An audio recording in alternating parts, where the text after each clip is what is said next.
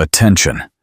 If you thought the story of was intense, prepare for this immersion into ambition, regret, and revenge. This is a warning.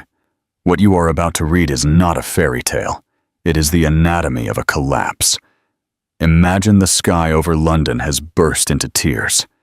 Rain lashes furiously against the glass windows of the Ritz Hotel, blurring the iconic silhouettes of Piccadilly Circus and Trafalgar Square into a watercolor of silver and gold lights.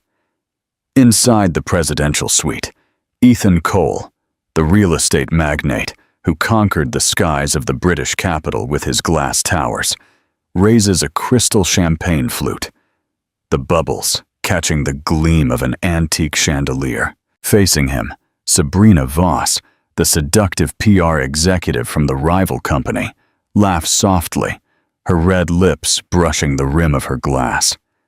The air between them vibrates with a toxic mix of danger, perfume, and betrayal. Ethan told himself it was just a night to celebrate the deal that made him a multimillionaire again.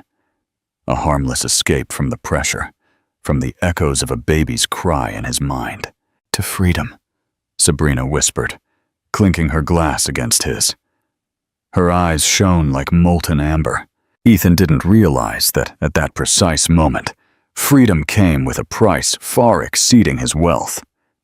His phone buzzed on the marble countertop. A text message from his wife, Clara, flashed briefly on the screen. "Baby has a fever. Please come home." He flipped the phone over. Sabrina's hand slid over his.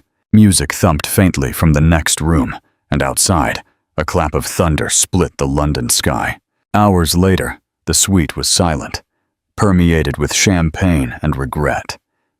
Sabrina slept deeply under silk sheets, while Ethan stood by the window, watching the lightning crawl across the city. For a fleeting second, he thought of Clara's soft voice, her tired eyes, the way she used to whisper, "I believe in you," before every big meeting. But belief had long been replaced by ambition. He convinced himself he would make it up to her tomorrow. When dawn broke, he left the hotel, his head pounding and his tie loose around his neck. The streets of Mayfair shimmered with morning rain. He stopped at a cafe, ordered a black coffee, and stared at his reflection in the glass door. An expensive suit, sunken eyes, a stranger looking back. When he arrived at his luxury penthouse, the air felt strange, too quiet. No cooing from the baby's room, no scent of baby lotion or fresh coffee. His gut twisted. "Clara!" he shouted, his voice echoing off the walls. Silence. Then he saw the crib. Empty. The baby's blanket folded neatly on the rocking chair. His heart hammered when he noticed the envelope on the countertop, her handwriting painfully familiar. He tore it open. Inside was a single page and the house key. The words were short, shaky, but clear. "Last night, while you were with her, our son's fever reached 39 degrees. I waited for you. I finally understood I was waiting for a man who no longer exists." The key slipped from his hand, hitting the marble with a sharp, hollow sound. Rain streamed down the window like tears. His phone buzzed again. It was Sabrina texting.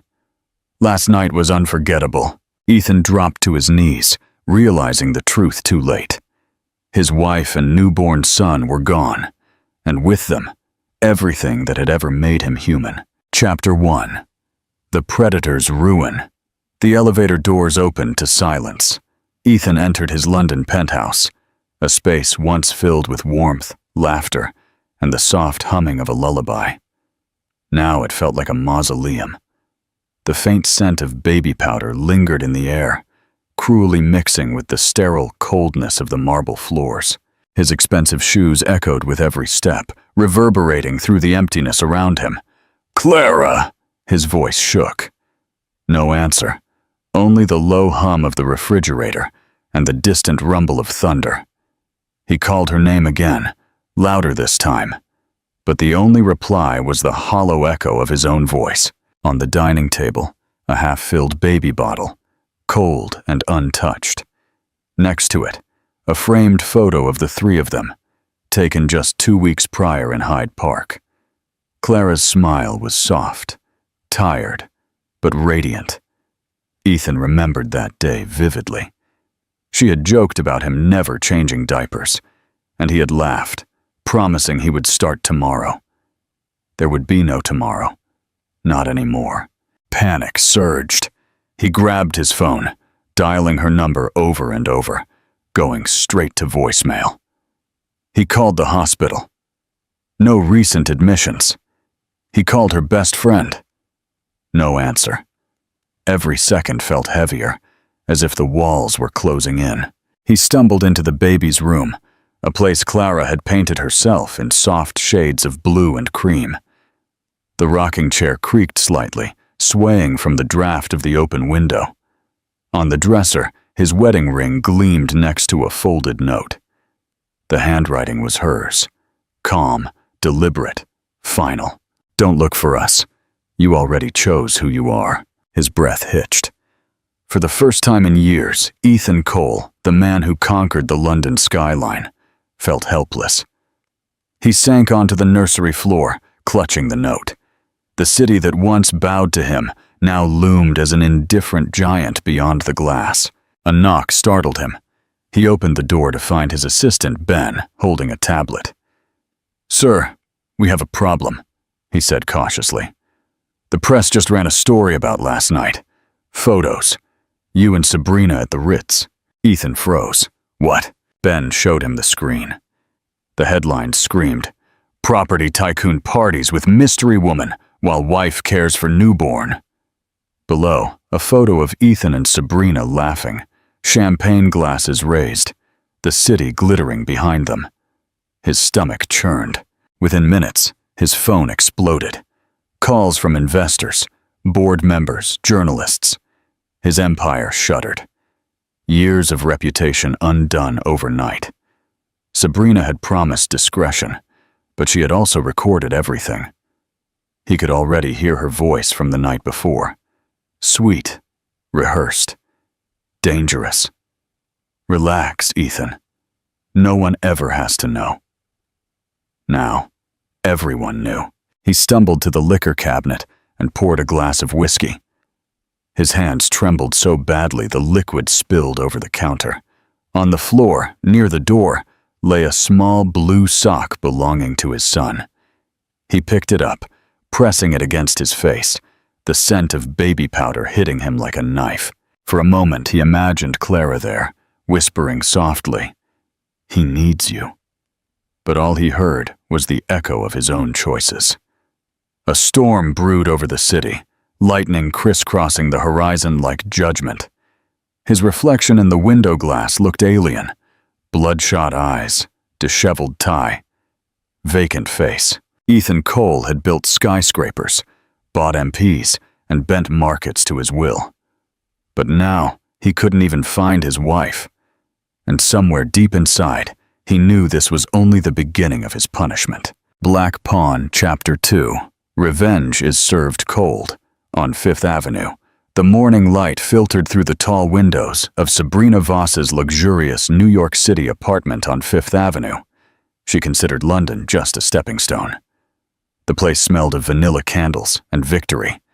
She sat cross-legged on a cream sofa, scrolling through her phone as the headlines about Ethan's scandal exploded online. Her lips curved into a smirk. "Poor Clara," she muttered mockingly, stirring her oat milk latte. She never understood the kind of man she married. Ethan stood near the window, his jaw clenched, staring out at the city that once adored him. Every news outlet ran the same story. Multimillionaire Ethan Cole's secret night at the plaza. Photos of him with Sabrina at the bar, laughing, her touching his hand. His board called non-stop. His investors demanded an explanation. "Is this your idea of discretion?" Ethan snapped. His voice resonated off the marble floors. Sabrina didn't even flinch. "Relax, Ethan.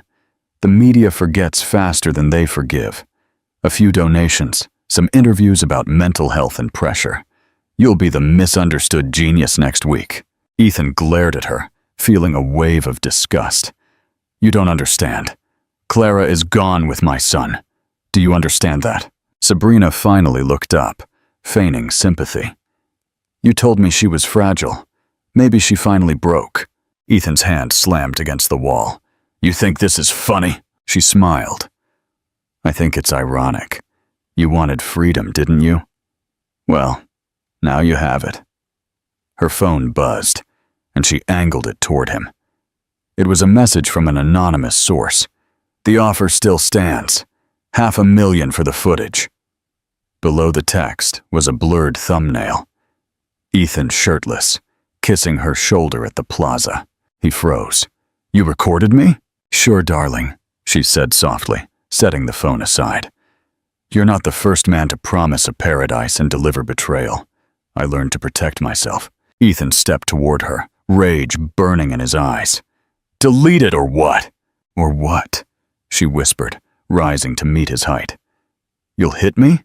You'll threaten me? You might have scared your wife with that billionaire tone, but I'm not her.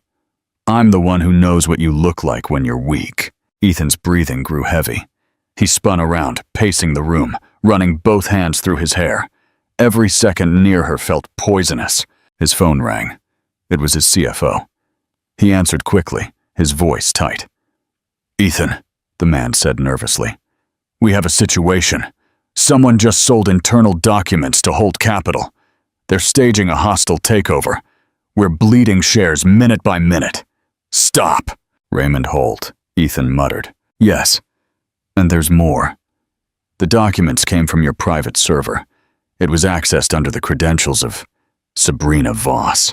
Ethan's gaze snapped back to her. Sabrina was smiling, calm, almost proud. "You sold me out," he said in disbelief. She shrugged. "Business, darling. Holt offered me protection and options. You offered me lies." He stared at her as realization dawned. Clara hadn't been the only one planning an escape. He had been living in a web woven by every lie he had told. He grabbed his jacket, heading for the door. "This isn't over." Sabrina's voice followed him like silk and venom. "Oh, yes it is, Ethan. You just haven't accepted it yet." The elevator doors closed behind him, trapping his reflection in the mirrored walls. Tie crooked, face pale, eyes burning with fear. For the first time in his life, Ethan Cole was not the predator. He was the prey. And as the elevator descended, he knew one thing with chilling certainty. Sabrina Voss had just destroyed him in exactly the same way he had destroyed Clara. Chapter 3. The Planned Escape and the Mysterious Protector. The rain turned to sleet as Ethan Cole's black Mercedes roared through the night, his headlights cutting across the empty motorways leading north. The wipers thumped like a frantic heartbeat. He hadn't slept for 3 days. Every mile he drove felt like a confession. Somewhere beyond the freezing horizon were Clara and the child he had never truly known. He gripped the steering wheel until his knuckles were white. His phone, mounted on the dashboard, showed the last trace of her credit card usage. A bookstore in Porto, Portugal. She had always loved bookstores, the small, quiet ones where people still spoke in hushed tones, as if faith hadn't died out. He remembered once teasing her for buying paperbacks instead of reading on her iPad. "Some things are worth feeling in your hands," she had told him. He hadn't understood it then. He did now. The lights of the city of Porto appeared in the distance, muted, fog-shrouded, indifferent. He parked opposite a brick bookstore named Páginas del Puerto and stepped out into the cold, salt-scented air. Inside, a woman with silver hair looked up from the counter. "Can I help you?" she asked. He showed her a photo of Clara on his phone.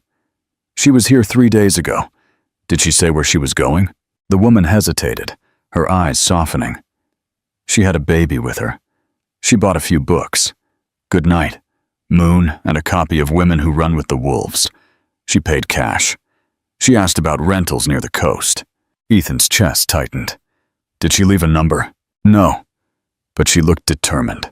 like someone who wasn't coming back. He left the shop. The snow was falling harder now, coating the street in silence. The private investigator he had hired called a few minutes later. "Cole, you're not going to like this," the man said. "Your wife's car was found abandoned near Vigo, a coastal city in Galicia, Spain. No trace of her or the baby. Just static crackled before Ethan heard it. A baby crying. Faint but real. Where did that come from? Dash cam footage from a local delivery truck. Time stamped. The same night she disappeared. She was talking to a man before getting into another vehicle. Plates are impossible to trace. A man. Ethan's pulse spiked. Who? We don't know yet. But whoever it is, they're smart. Every digital trace of her vanished an hour after she met him. Bank accounts emptied. Phone wiped. GPS turned off. She didn't just leave, Cole. She erased herself. The call ended, leaving Ethan alone with the sound of the wind howling from the Atlantic. He looked out at the black waves crashing against the rocks. He realized Clara hadn't fled out of fear. She had planned it. Someone had helped her. Back in London, the world was reveling in his downfall. Sabrina had leaked another video clip, him whispering in her ear at the Ritz. "The wife is sleeping, darling," he had said in that recording. A line now plastered across every tabloid headline. His board voted to permanently remove him. His accounts were frozen. Journalists camped outside his penthouse, shouting questions about Clara's disappearance. He ignored them all, staring at the only trace he had left, a baby sock found in his SUV. He kept it in his pocket now, like a confession he couldn't escape. At midnight, a new email popped into his inbox. No sender, no subject. Just one sentence. "You taught me that power can destroy everything. Now you will learn what it feels like to lose it." Attached was a photo. Clara standing on a seaside cliff, the wind whipping her hair, her baby wrapped in her arms. She looked strong, free, untouchable. Ethan's throat tightened. For the first time in his life, the man who conquered London realized he might never get her back. Chapter 4. The story of a broken anchor. Long before Ethan Cole became the ruthless name featured in business magazines, he was just a broken man lying in a hospital bed, staring at ceiling tiles he couldn't count. 7 years prior, a car crash had left him with 2 fractured ribs and a shattered collarbone. The night it happened, he had been driving too fast in the London rain, furious after losing a deal. Fate, cruel and calculated, had brought him to St. Thomas's Hospital, and to her, Clara Morgan. She was not like the women Ethan was used to. No designer heels, no champagne laughter. Her hair was pulled back in a messy bun, strands falling over her forehead as she checked his IV. She smelled faintly of lavender and antiseptic. "You're lucky," she said, her voice quiet but firm. "The car is totaled, but your heart is still beating. Try to keep it that way." He smiled despite the pain. "Do you always talk to your patients like that?" "Only the arrogant ones," she replied, scribbling notes on his chart. For the first time in years, someone looked at him and didn't see money or power. They saw a man who was bleeding, scared, and stubborn. During his 3-week recovery, she became his anchor. They talked at night when the city outside went quiet. She told him about her childhood in Cornwall, how she had lost her mother to illness, how she worked double shifts to pay for nursing school. He told her nothing about business, only his dreams of one day building something that mattered. On his last day, he tried to slip her an envelope of cash, a thank you for her kindness. She refused. "Gratitude cannot be bought, Mr. Cole. Some things are just felt." He watched her walk away, that quiet confidence etched into his memory. Months later, he showed up at her hospital with flowers and a simple request. Coffee. She hesitated, but said yes. That coffee turned into dinners, laughter, and long walks through Regent's Park. By the following spring, she was Mrs. Clara Cole. In the early years, their love was a sacred thing. They lived in a modest flat in Notting Hill, eating Chinese takeout on the floor, laughing over nothing. She used to draw little hearts on his napkins before he left for work. "Don't forget why you started," she would whisper. But the higher Ethan climbed, the less he looked down to see who was holding the ladder. Now, sitting in the darkness of a roadside motel near Vigo, he relived those memories like a confession. He could almost hear her voice. Gratitude cannot be bought. The same woman who once healed him was now the one surgically destroying him. His phone buzzed again. Another blow. His lawyer texted, "Your wife removed your name from the joint trust fund. The transfer was made to a C. Morgan Foundation." He stared at the message, realizing the truth like sinking ice. That was her maiden name. She hadn't fled. She had rebuilt her identity.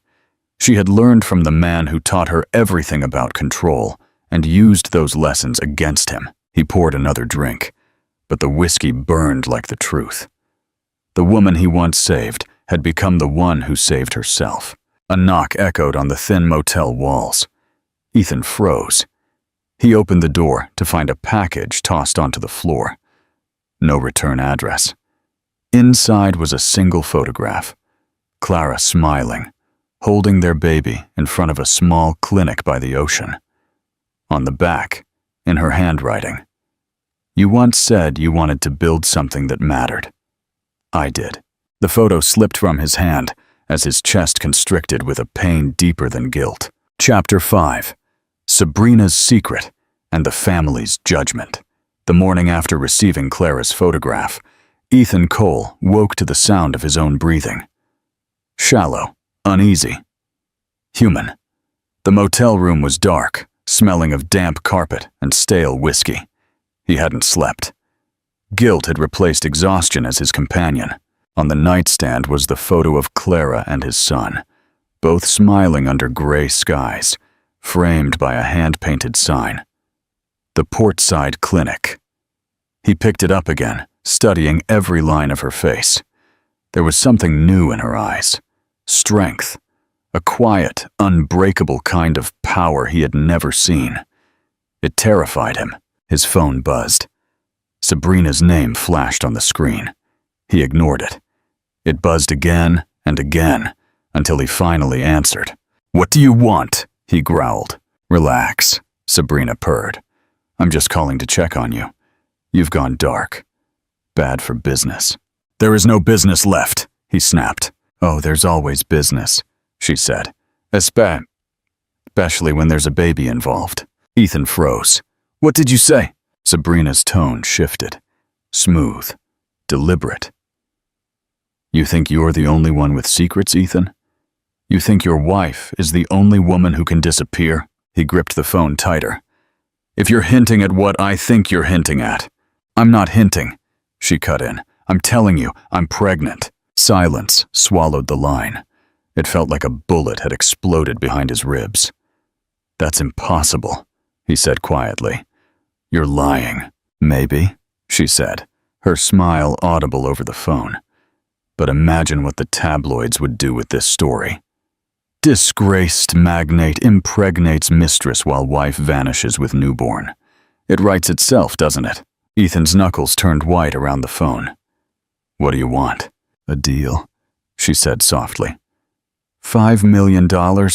I'll disappear, shut up, and the world never needs to know you're a double monster." He laughed bitterly. "Do you really think I have that kind of money left? Holt is wiping me clean."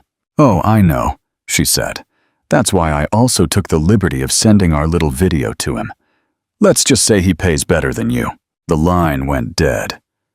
Ethan stared at his reflection in the cracked mirror above the sink. His reflection was unfamiliar. Sunken eyes, 5 o'clock shadow. A suit that once cost £3,000 now hung loosely on his frame. He saw the man Clara used to love buried beneath the arrogance and greed, and he hated what looked back. A notification flashed on his phone. "Breaking news. Raymond Holt expands holdings, acquires Cole Realty subsidiary. It was official. The empire he built from nothing now belonged to the man he had once begged for a job. The man who, rumors suggested, had dated Clara before she met Ethan. The world, it seemed, had a cruel sense of irony. Later that night, there was a knock on his door. He opened it, expecting reporters. Instead, it was a courier holding a brown envelope. No name, no return address. Inside, a single sheet of paper read, "You built your kingdom on betrayal. Now watch it crumble, one lie at a time." Attached was a USB stick. He plugged it into his laptop. Dozens of files popped up. Board communications, financial transfers, insider trading evidence. Sabrina's voice was faintly heard on the first recording. "He doesn't care who he ruins, Raymond. Just make sure he never breathes the same air as her again." Ethan's stomach churned.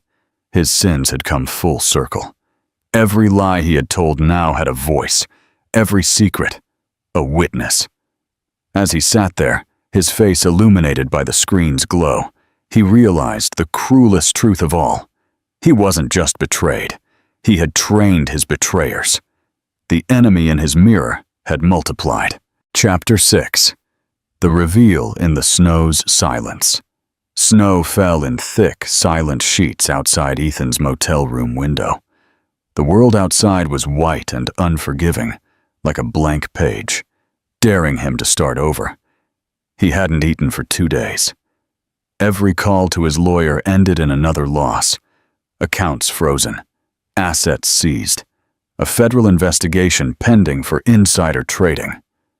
The empire that once bore his name now belonged to Raymond Holt, but the pain that cut him deepest was the silence. No word from Clara, no sound of his sons crying. Just an empty phone screen that mocked him with nothingness.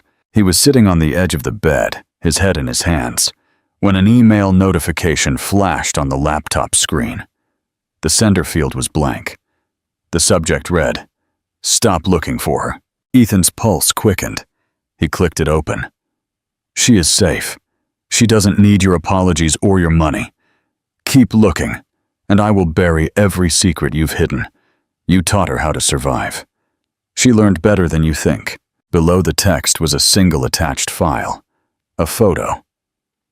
Clara stood on a cliff overlooking the ocean, bundled in a dark coat, the baby in her arms. Behind her, a man stood slightly out of frame. Broad shoulders. Familiar posture. Ethan zoomed in until his heart stopped. It was Michael Reed, Clara's older brother. Memories hit like glass fragments. Michael had been there the night Ethan proposed, shaking his hand reluctantly. He had been at their wedding, whispering to Clara during the vows, "Don't let him turn you into a trophy." Ethan had dismissed him, calling him overprotective. Now, that same man held his wife's life in his hands. The phone rang, vibrating violently against the nightstand. A blocked number. Ethan hesitated, then answered, still trying to act like the savior. A deep voice said, "Michael, where is she?" Ethan demanded. "You have no right." Michael cut him off. "I have every right. You lost yours when you chose a hotel room over your family." "You don't understand," Ethan retorted. "I made a mistake." "No," Michael interrupted coldly. "You created a pattern." Ethan's throat tightened. "Please, I just want to see my son." There was silence on the line. Then Michael's voice softened, almost pitying. "Your son doesn't need to see what a man looks like when he's destroying himself. Clara built something here. She's helping people again. She's happy." Ethan pressed his hand against his forehead. "If she's happy, then why the threats? Why the games?" "Because you don't quit, Ethan. You never have. So I'm giving you a reason to." "Holt, what do you mean? Remember the charity fund you used to move accounts offshore? The one in Holt's name?" Ethan froze. "That's sealed." "Not anymore," Michael said. "I have copies of everything. If you follow her again, I'll leak it to every media outlet in the country. Holt, Sabrina, the SEC. Everyone will see what kind of man you truly are. Ethan felt his stomach clench. You're blackmailing me. No, Michael said. I'm protecting her. Someone should have a long time ago. The line went dead. For a long moment, Ethan simply stood there, staring into the darkness. The only sound was the wind rattling the thin windows. He finally understood. Clara hadn't disappeared out of fear. She had escaped under protection. She had allies, people who had learned to fight the monster he had become. Outside, a black SUV was parked across the street. A silhouette sat inside, watching. Ethan moved toward the window, but before he could blink, the vehicle's lights flared and it sped away into the snow. He realized then that Michael wasn't lying. Clara was somewhere nearby, and every step Ethan took toward her would lead him face to face, not with her forgiveness, but with his own destruction. Chapter 7. The Confrontation and the Forced Confession. London looked crueler under the winter light. Sharp, metallic, soulless. Ethan Cole walked into his former office on Canary Wharf like a ghost, returning to the scene of his own execution. Cameras flashed outside the revolving doors. Reporters shouted questions about bankruptcy, betrayal, and missing wives. He ignored them all. Inside, the marble lobby that once bore his initials now featured a shiny silver plaque. Holt Capital Realty. Raymond Holt had officially won. The receptionist, a young woman who once leaped to greet him, now avoided his eyes. Mr. Holt is unavailable, she muttered. Ethan smiled bitterly. He will be, darling. He pushed through the glass doors of the executive boardroom. Holt stood at the head of the table, hands in his pockets, watching the snow fall over London. His suit was impeccable, his calm unnerving. You're either brave or desperate to walk in here, Cole, he said, without turning around. Perhaps both, Ethan replied. But this isn't about us anymore. It's about Clara. Holt finally faced him, raising an eyebrow. You mean the woman you shattered? Ethan swallowed. Someone is trying to destroy her foundation. They're linking it to my old offshore accounts. If the story goes public, she'll lose everything she's built. Holt studied him for a long moment, then smiled. You sound sincere. That's new. I'm not asking for forgiveness, Ethan said. I'm asking for help. Holt poured 2 glasses of whiskey and offered him one. You're late. The leak didn't come from me. It came from Sabrina Voss. Ethan's grip tightened. She's working with someone. Holt nodded. A senator's aide. They're mutually blackmailing each other, using you as collateral. Sabrina is demanding $5 million to bury the evidence. Typical of her. Ethan's stomach churned. If this gets out, Clara's name will be dragged through the mud. She doesn't deserve that. Holt leaned in, his voice low. I didn't deserve for you to steal her from me 7 years ago either. Boom! The words hit harder than Ethan expected. You think I planned any of this? I think you were blinded by ego, but maybe, Holt swirled the whiskey, maybe you finally learned what it costs to be human. Then help me, Ethan said quietly. Not for me, for her. Holt sighed.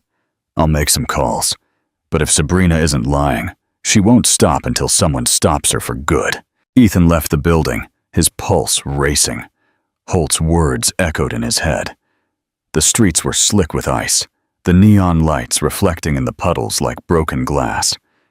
He walked for hours, his mind reeling with guilt and fury, until his phone buzzed. A message from Sabrina Voss, still playing the hero. Meet me at the Langham. Midnight. Bring what's left of your soul. He arrived at the hotel just before midnight. Sabrina waited for him at the bar, dressed in black, her eyes shining like polished obsidian. You look terrible, she said, sipping her martini. Redemption doesn't suit you. He sat across from her. You're dragging Clara into this now. She has nothing to do with you. Sabrina leaned forward. Oh, but she has everything to do with me. You left me for her long before you ever slept with me. Ethan frowned. What are you talking about? I wanted to be the woman who could save you, she said, her voice shaking slightly for the first time, almost human. But she already was. You just didn't realize it until it was too late. Ethan stared at her, realizing that beneath the venom, there was truth. I won't pay you anything, he said. Release the files, and I'll expose myself. The world will know I lied, that I cheated, that I ruined her. But I'll also make sure everyone knows you did too. Sabrina's smile faltered. You wouldn't dare. I already did, he said, then standing up. Check your email. Her eyes darted to her phone. The color drained from her face as she read the subject line. Confession of a Broken Man, by Ethan Cole. He had leaked his own story to the press before she could. For the first time, she looked small. You just torched your empire, she whispered. Ethan nodded. Exactly. Now you have nothing left to blackmail me with. He walked out of the Langham without looking back, the sound of glass shattering echoing behind him. Outside, the snow fell again, but for the first time, it didn't feel cold. Chapter 8. The Eye of the Storm and the Final Test. The storm rolled in from the Atlantic like punishment itself, violent, unforgiving, and deafening.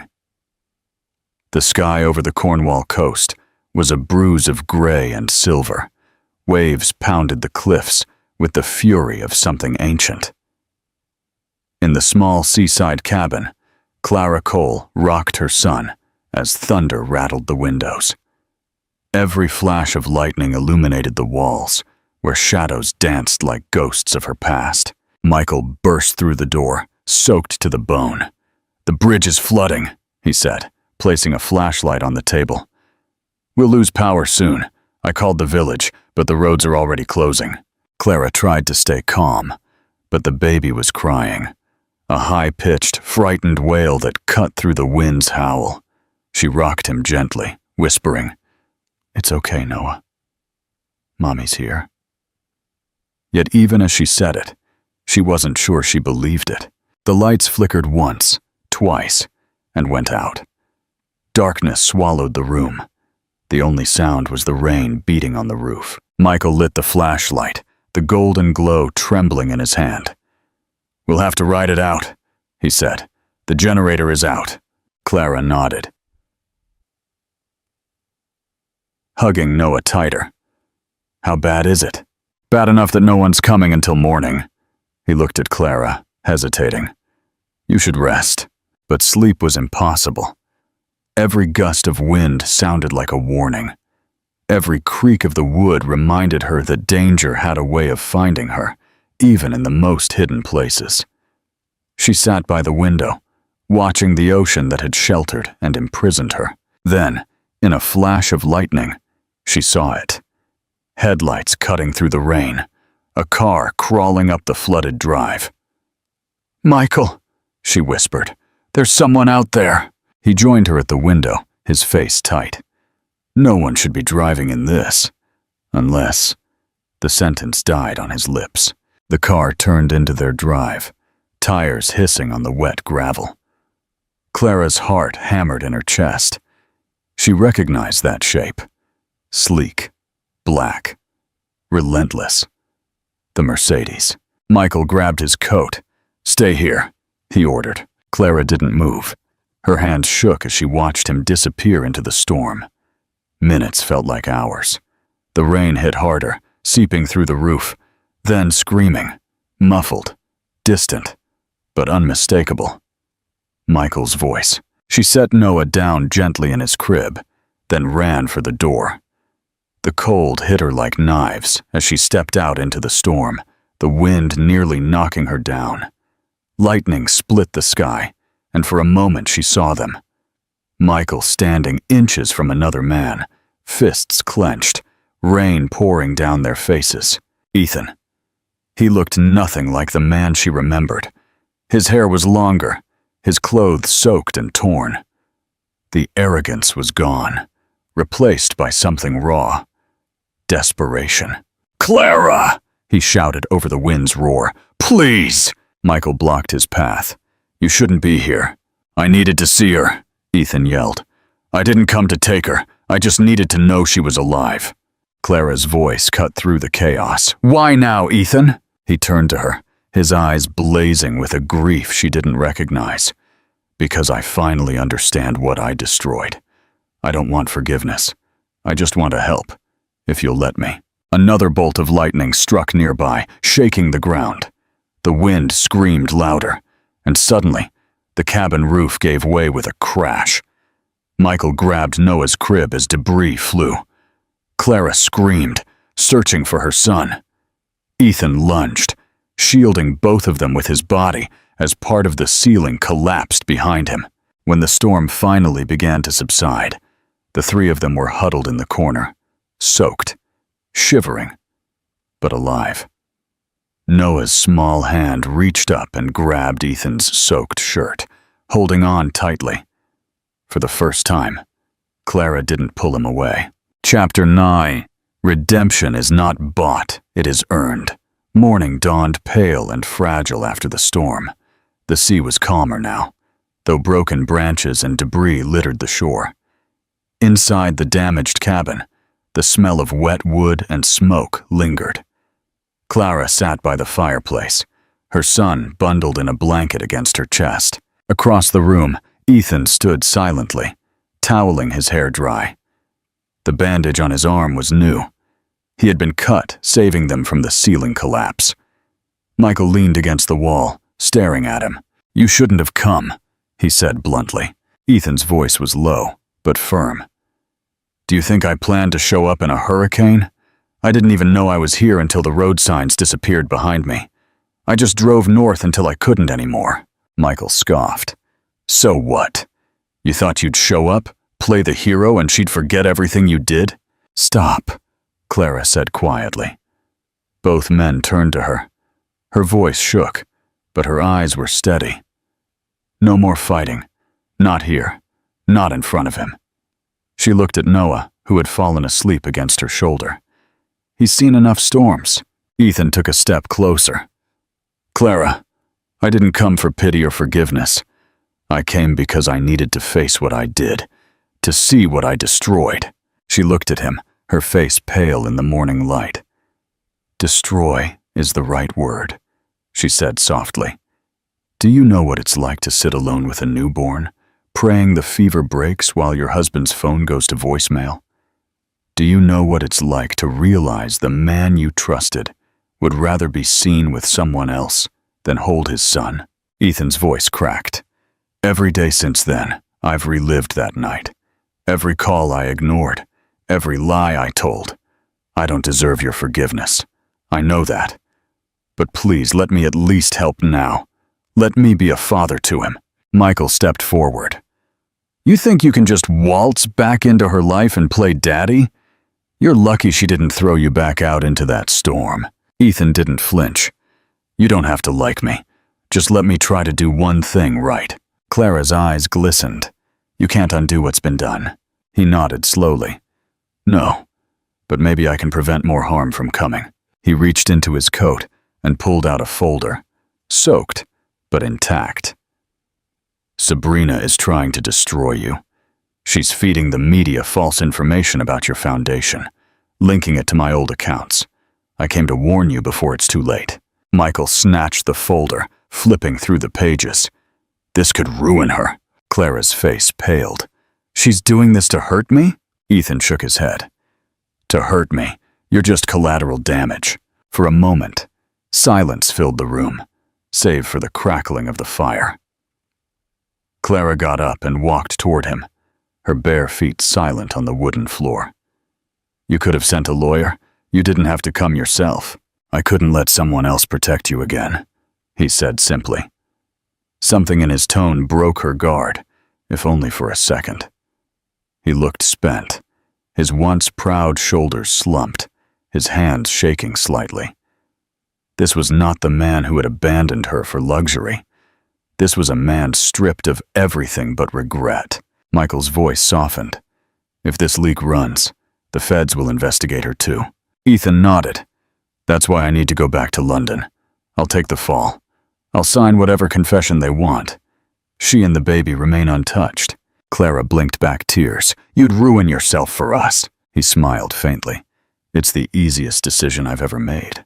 Outside, the gray sky began to clear, light filtering through the broken window.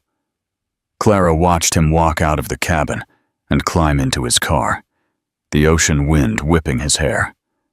For the first time, she felt no hatred, only the pang of something that still refused to die. Chapter 10. Rebuilding and the Last Letter. The drive back to London took Ethan 10 hours through endless gray rain.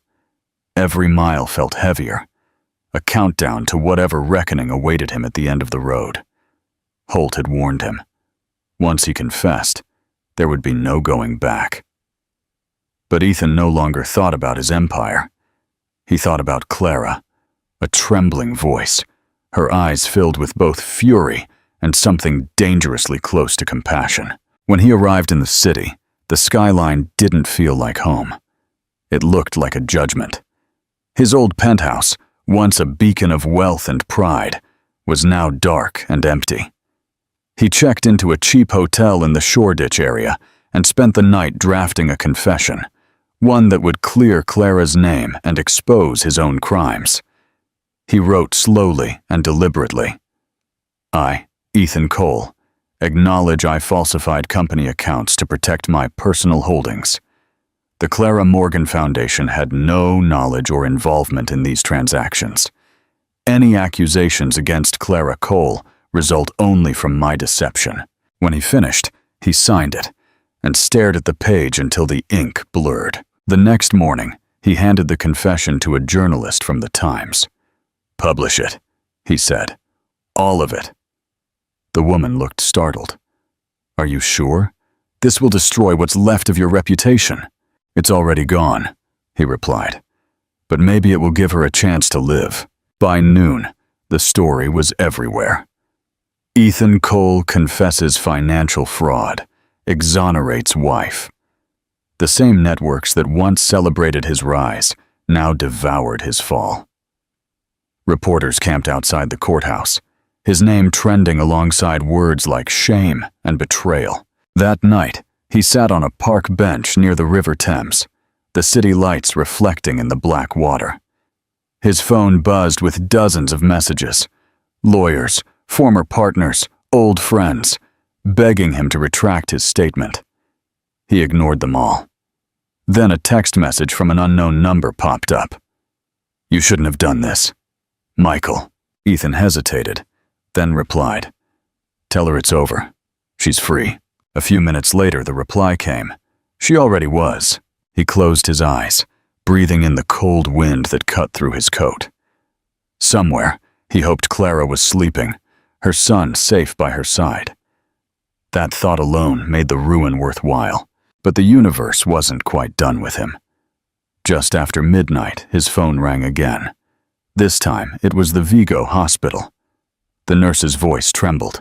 Mr. Cole, your son was admitted an hour ago. High fever, severe infection. Mrs. Cole requested you be notified. Ethan's blood ran cold. Is he okay? He's stable, but it's critical.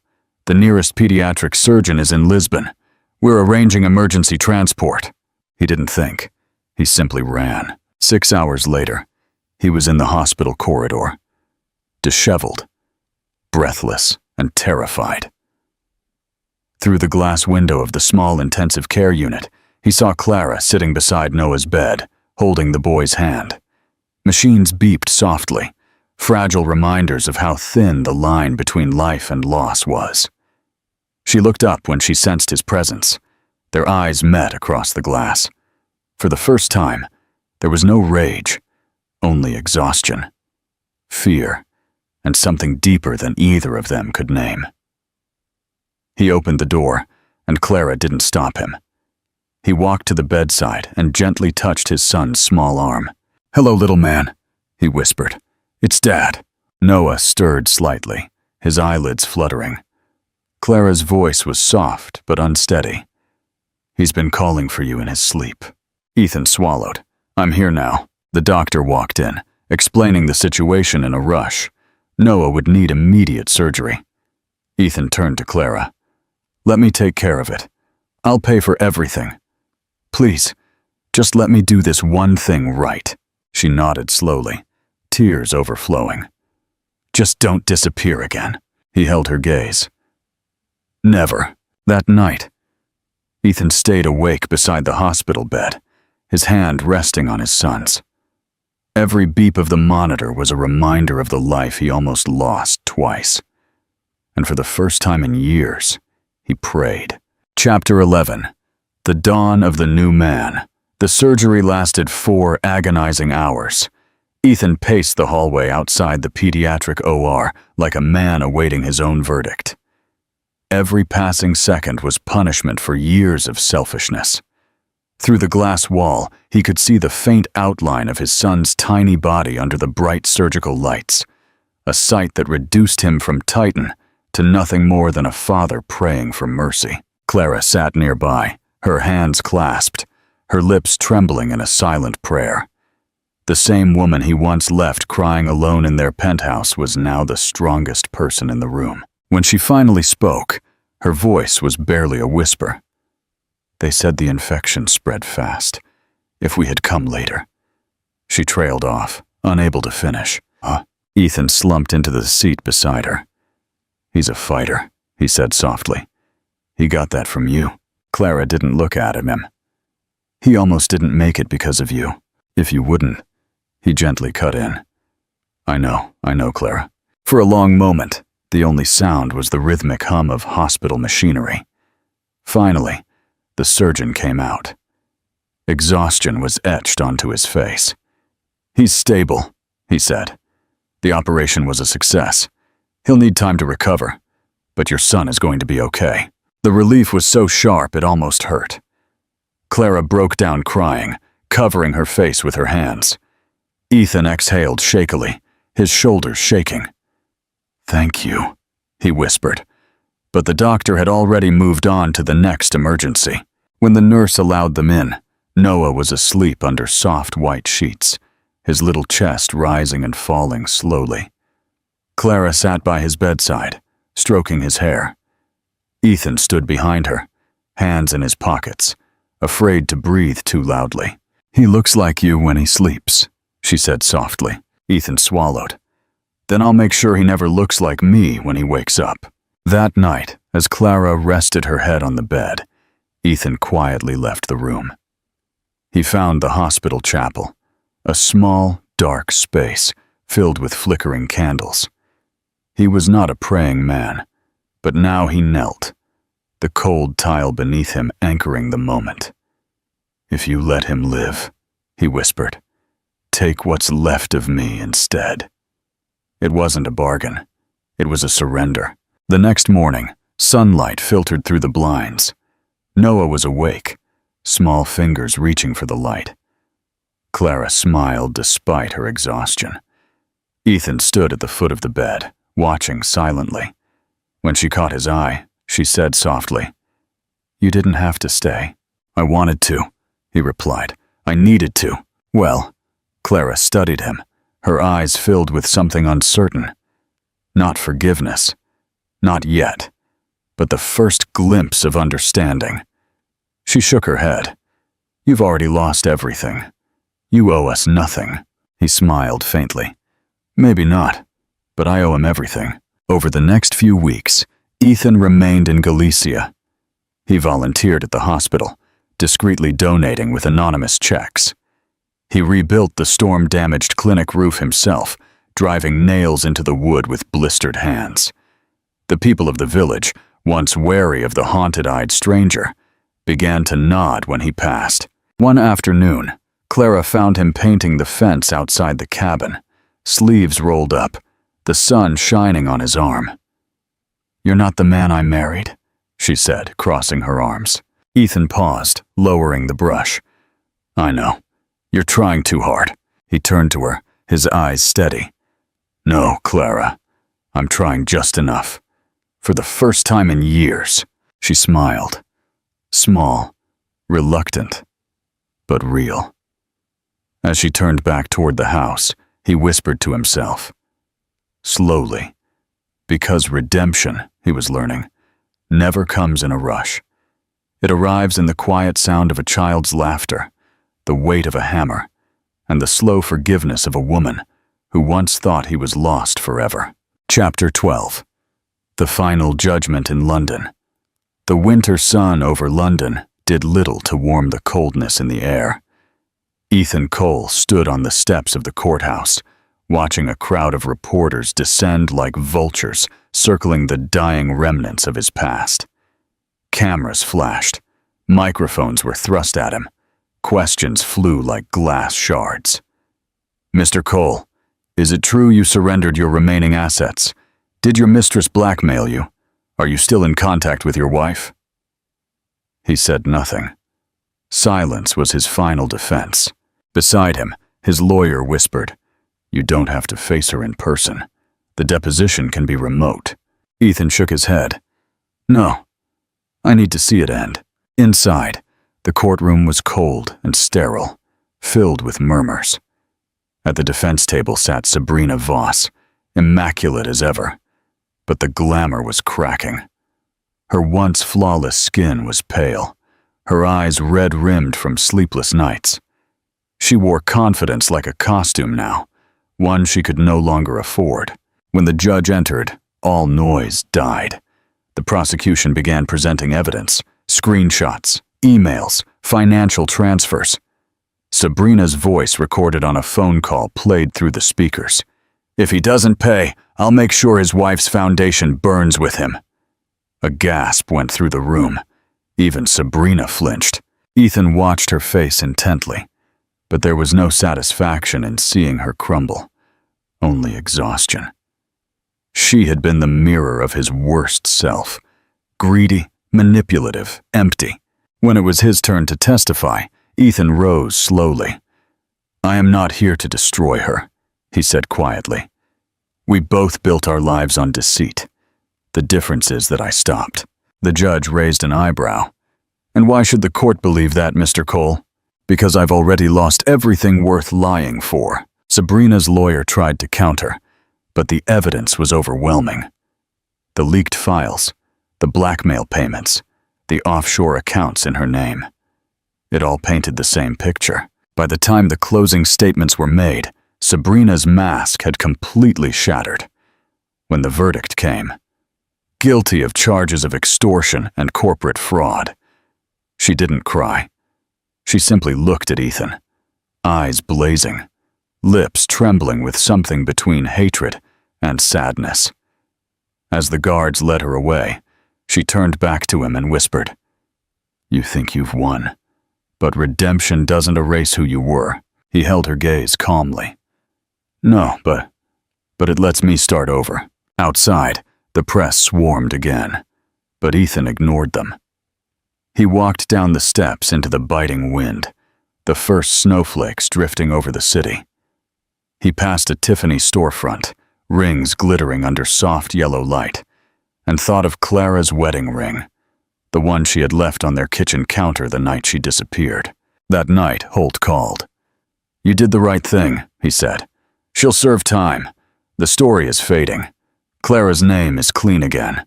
"I didn't do it for the headlines, you see," Ethan said. "I know, but the world loves a redemption arc. People are already calling you the man who burned his empire to rebuild his soul." Ethan almost laughed. "I'm not rebuilt, not yet." After hanging up, he looked at the skyline glowing under the snow.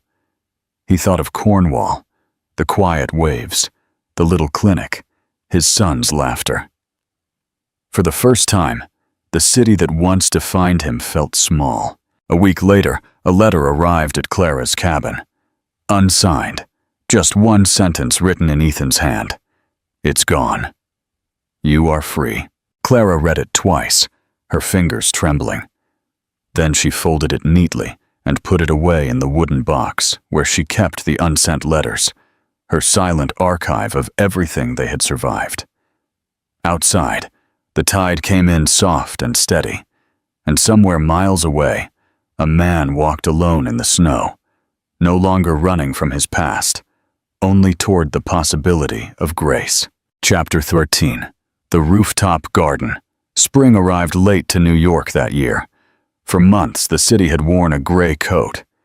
But on this morning, sunlight poured over the streets like a promise. Ethan Cole adjusted his tie in the mirror, barely recognizing the man who looked back. He was no longer the Tom Ford-suited multimillionaire. He was no longer the tabloid disgrace.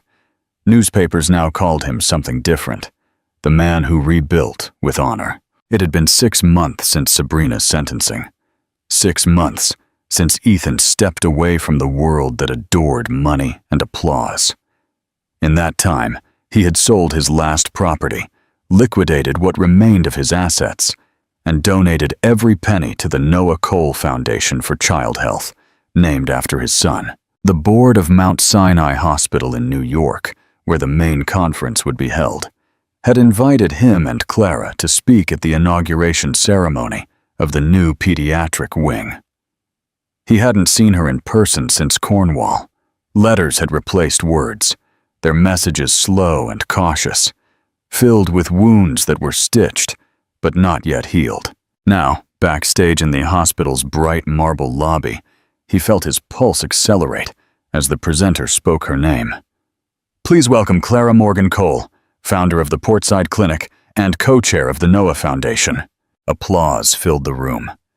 She walked onto the podium, radiant in a simple navy dress, her hair falling loose over her shoulders. She looked nothing like the woman he had left. She looked like the woman she was always meant to be. Clara began to speak, her voice steady, measured. When we built this wing, it wasn't just about saving lives. It was about rebuilding faith in ourselves, in compassion, in the idea that people can change. She paused, then looked directly at him through the crowd. Even those who have lost everything. The audience murmured softly. Ethan's throat constricted. For a moment, the world was silent between them. When it was his turn, he walked to the podium slowly, his hands shaking slightly. I've spent most of my life building things that touch the sky, he said. Skyscrapers, companies, empires. But they all collapsed because I forgot what mattered on the ground. My wife reminded me, through her strength, her silence, her mercy, that the greatest legacy a man can leave is not made of steel or glass. It is made of forgiveness. There was no applause at first, only stillness, the kind that meant people were listening. Then the sound grew, wave after wave, until the whole room stood in ovation. After the ceremony, he found Clara standing alone by the hospital's rooftop garden. The city stretched out below them, bathed in gold. Noah played nearby with a nurse, laughing, the kind of laughter that once seemed impossible. You spoke beautifully, she said without turning around. I meant every word, he replied. Clara looked at him, her expression unreadable. People are calling you a hero now. Ethan shook his head. Heroes don't destroy the things they love. She smiled faintly. Perhaps heroes are just people who learn too late, but try anyway. They stood in silence, the wind brushing past them. Then she said softly, I didn't think you would come today. I had to, he admitted. I needed to see the life you built without me. Clara turned to him fully. It wasn't without you, Ethan. It was because of you. Because losing you forced me to become stronger. Her honesty cut deeper than any insult, yet it also healed something in him. As the sun began to set, the three of them, father, mother, and son, stood together for the first time without fear. Clara reached out, her fingers brushing his. He'll be old enough to understand someday, she said softly. When he asks who you are, what should I tell him? Ethan's voice was low, firm. Tell him I am a man who forgot what love was and spent the rest of his life learning how to deserve it. Epilogue. The weight of gratitude. The air outside Mount Sinai Hospital vibrated with the warmth of spring, the kind of New York morning that smelled of fresh coffee and second chances. Flags snapped in the breeze over the grand entrance. the Noah Cole Pediatric Wing. A new beginning. A year after that day, Ethan and Clara met in Porto, the place where everything had fallen apart. On the terrace of the River Cafe, the restaurant where they had their first anniversary dinner, the sky shone over the Douro River. "Do you still miss the power?" Clara asks. He shakes his head. "I used to chase the applause. Now I chase the quiet. And I learned the quiet can be loud in all the right ways." Noah runs up to them with a drawing. "Dad, look! A dragon!" Ethan lifts him into his arms, laughing. "A strong dragon, just like you." Clara watches them, the setting sun reflecting in her eyes. She reaches out, touching Ethan's hand. "You didn't have to wait for it. Sometimes life surprises you." And for the first time in his life, Ethan didn't feel like he had won a battle or closed a deal. He felt something far rarer: peace. It was the quiet, shaky rebirth of trust, reflection, and call to action. Friends, this is a story about the true cost of blind ambition. Ethan Cole lost everything: his empire, his reputation, his family, to finally find what mattered. Tell us in the comments, what was the most shocking moment of Ethan's downfall? Do you think his redemption is sincere or just a sophisticated form of atoning for his guilt? Remember, no matter how far you fall, you can always rebuild. If this saga of betrayal and forgiveness moved you, be sure to hit like and subscribe to our channel for more stories that remind us that healing begins the moment we decide to face our own reflection. Share this story with someone who needs to know it's not too late.